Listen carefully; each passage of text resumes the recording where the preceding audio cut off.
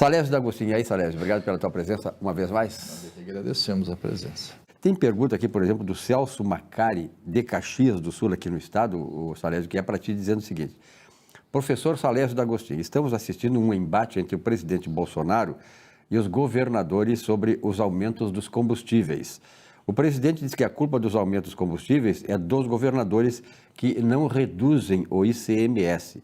Os governadores alegam que o ICMS não teve aumento. Já que o nosso Conselho de Contabilidade não tem se manifestado sobre questões de interesse da sociedade, e aí é verdade, de assuntos contábeis, o senhor, como professor de contabilidade, o que tem a nos dizer sobre isso? Quem está certo, o presidente ou os governadores? Celso Macari, de Caxias do Sul. E aí, professor? Celso, parabéns pela pergunta e parabéns pela observação. Você está absolutamente certo quando diz que o nosso Conselho de Contabilidade é inoperante. Ele não cumpre com a obrigação social de participar dos problemas que assola o nosso Brasil, os problemas que envolvem o patrimônio. Os nossos representantes, que não são representantes, os conselheiros dos conselhos de contabilidade, que deveria defender a profissão contábil, e quando eu digo defender a profissão contábil, nós temos que defender o patrimônio, porque contabilidade é patrimônio, ok? A contabilidade estuda o patrimônio, então todos os assuntos que envolvem o patrimônio e aquilo que é de interesse da sociedade, o Conselho de Contabilidade deveria se manifestar. Quando o Estado diz que está com déficit, o Conselho de Contabilidade tem que verificar que déficit é esse e esclarecer a sociedade. Quando uma empresa diz que tem lucro ou tem prejuízo e essa empresa é uma empresa estatal, o Conselho de Contabilidade tem a obrigação de esclarecer a sociedade sobre esse resultado. Muito bem, o governador e o presidente da República alegam o problema da gasolina. E problema de custo da gasolina é questão patrimonial. E você sabe, como um profissional da contabilidade, como um profissional do patrimônio, que o preço de venda de um bem é composto por custo, mais despesas e mais resultado. Ora, o que é que nós temos que verificar? Como é que forma este preço para verificar se aquilo que está sendo aplicado efetivamente é o valor correto, é o valor justo? E aí nós temos que esclarecer e nós temos que justificar a sociedade.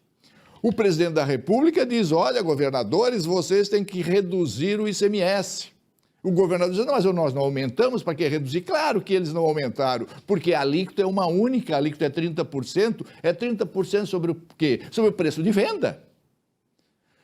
Onde é que está o problema do Brasil? Onde é que está o problema de tudo isso? Está no Congresso Nacional, no nosso legislador.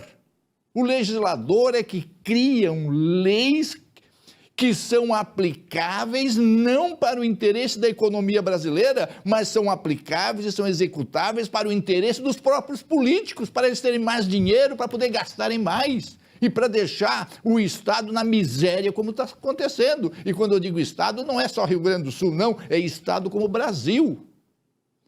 Onde é que está o problema todo? O problema todo é que o Brasil, ele não separa o que é custos essenciais e custos aqueles que podem ser substituídos por outros elementos.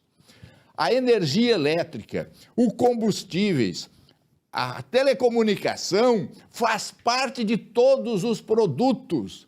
Qualquer elemento que é aumentado nesses componentes, obrigatoriamente, ou você reduz a sua despesa, ou você reduz o seu resultado, ou senão tem que repassar para o preço de venda. Agora vejam só, o que é que a lei diz? A lei diz que a tributação, os tributos, recai sobre a receita bruta, sobre o preço de venda. Então, se eu aumentar qualquer elemento que forma o meu preço de venda, obrigatoriamente eu vou pagar tributo sobre esse elemento que foi aumentado. Entendem? Então, o que é que nós precisamos fazer? Fazer com que a base de cálculo desses elementos básicos e necessários que formam o custo de todos os produtos, energia, combustível, telecomunicação, não pode recair sobre o preço de venda, tem que ter uma outra base, porque senão aumenta o custo, vai aumentar todos os elementos, inclusive os impostos. E outra coisa, o maior problema ainda do Brasil é que a legislação estabelece que para esses 3 elementos que são essenciais para a formação de qualquer produto, o regime aplicado de tributação é o monofásico.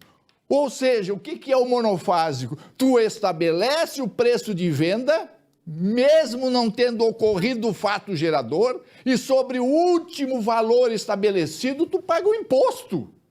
Então, veja, a Petrobras diz, olha, eu cobro pela gasolina R$ 2,072 por litro.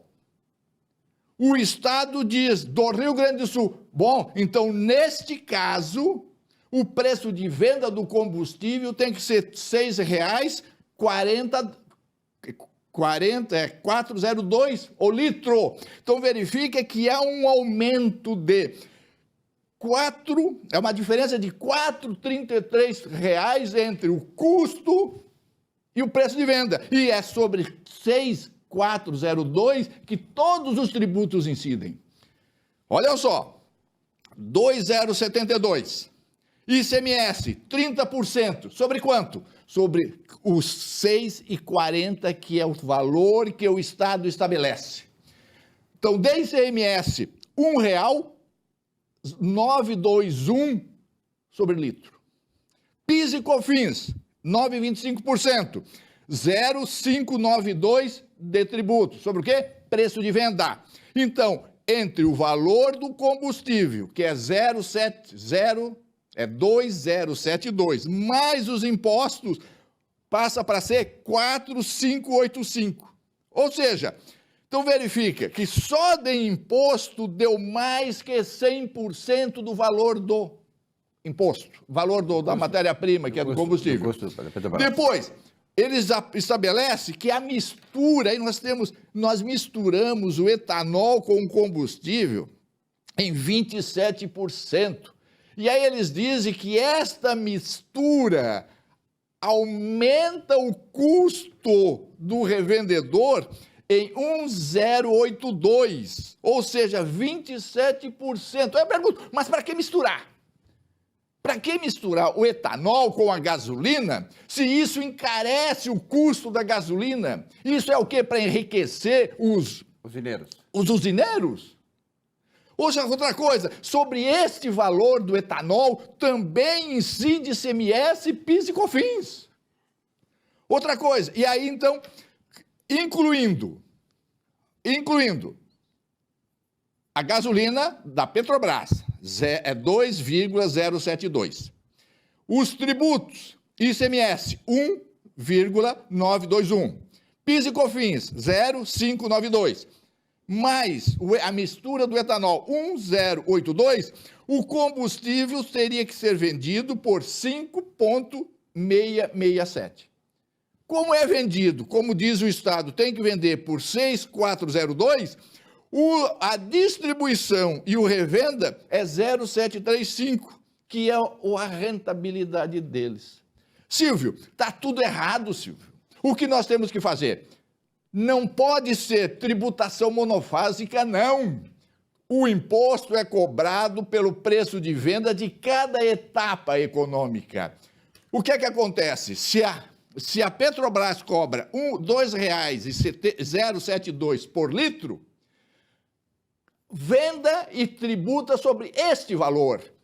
Lá no revendedor, quando for vender para o distribuidor o seu produto, que o preço que for vendido, que pague o imposto sobre esta base, e não querer calcular antecipadamente para recolher os impostos antecipadamente, para encarecer esse produto, para inflacionar o Brasil, para deixar o país cada vez mais pobre, as pessoas cada vez com menos poder de compra, enfim, há uma esculhambação. Congresso Nacional, está na hora de vocês começarem a pensar mais seriamente no Brasil. O Brasil está nisso que está porque vocês não colaboram com o Brasil. O Congresso Nacional foi feito para manter o equilíbrio entre o sistema produtivo e o sistema consumidor, entre a sociedade e os órgãos estabelecidos. E vocês têm que fazer isso, você não pode só pensar em vocês. O Brasil está cansado já de pensar só em de trabalhar para sustentar os políticos, para sustentar os desvios e as falcatruas que está hoje no Brasil. E é por isso. Então, o problema não é do governador, o problema não é do presidente, o problema é do Congresso Nacional, que tem que mudar e tem que saber por que veio. Perfeito. Muito obrigado pelos esclarecimentos. Acho muito objetivo, muito didático e muito contundente. E é assim que tem que ser. Um abraço e até a próxima.